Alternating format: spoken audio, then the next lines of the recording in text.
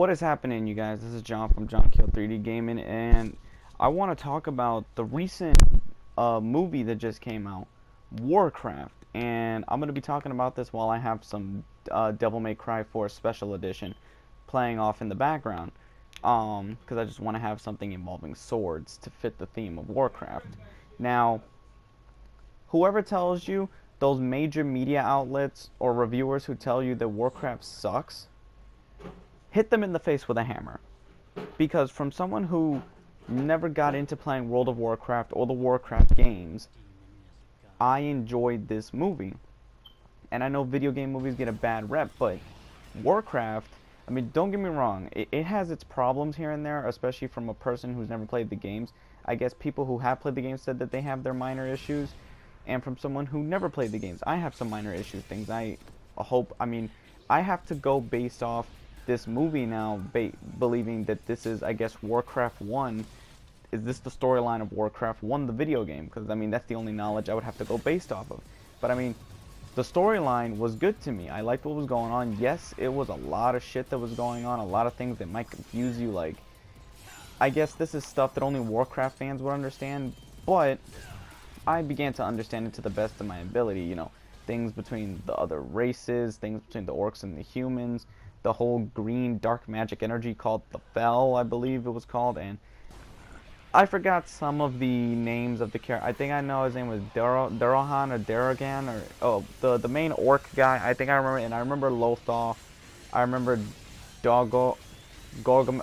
What? See, I already forgot some of the names because I don't know Warcraft. But I mean, the evil orc mage dude. Then you have the good orcs. Then you have the humans.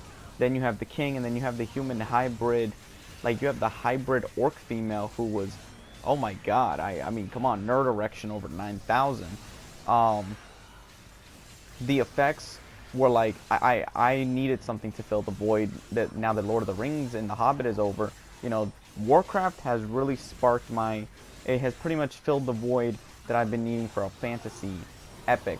And I hope, I can tell that this movie is going to lead into sequels. A lot of people say that, because I know people who've played World of Warcraft and Warcraft, and they told me that this movie is going to be the start of a trilogy that leads into something known as the Fel and the Rise of the Lich King. Sounds like the Witch King from frickin' Lord of the Rings, but hell, I'll do. I mean, they were telling me that, oh yeah, this is going to be the start of the trilogy, and this is the start of the Fel Legion and the Lich King story arc. So I'm thinking, are these the two best storylines? Because I'm sure Warcraft has tons of storylines, tons of lore. But I guess if this is the storyline that they say that they're gonna do, I want to see how this story, the beginning of this, because I assume that this first movie is the beginning of the Warcraft world. The second one will be, you know, we're in the middle of the storyline, and then the third one will be, I guess, what I believe is the Lich King storyline that I'm being told so much about. I liked how the magic looked. I like how the armor looked, the swords. I mean, this was truly what I think a fantasy epic should look like. I mean, not everything has to be grounded in realism like the first Lord of the Rings, the first trilogy tried to do, where it was so grit and dirty. Yes, it was set in a mythical world, but it still looked kind of real. The Hobbit took more of the fantasy approach, and a lot of people gave them beef for that. But I mean, I love those movies too. I love them as two separate trilogies, even though they are the combine of a grand story. Now back to Warcraft. I love the Viking guy character. I know he's from the show Vikings, and Lothal, the guy who plays Lothal. I liked how Lothal was portrayed. Granted, he seemed like a less charismatic Aragorn, but hell, he will do. The orc chick, she was my favorite. I mean, I really want to know. You know, she fit the, you know, you could tell there's a lot of conflict with her character that I hope they explore. They not only explored that she's a strong person, you know, she was very sexy. I'm sorry, she was hot as hell. And I want to see where the story goes now. I mean, I'm not spoiling anything, but I want to see where the story goes now. Especially with the end of this movie, how everyone is now, I guess, being set into motion for future roles. Unfortunately, when it comes to, oh, not unfortunately, fuck it, the battles, I love the battles from the opening, that one orc versus one man, to the forest battle, to the final battle. I mean, you know, you're gonna get your dose of war and craft.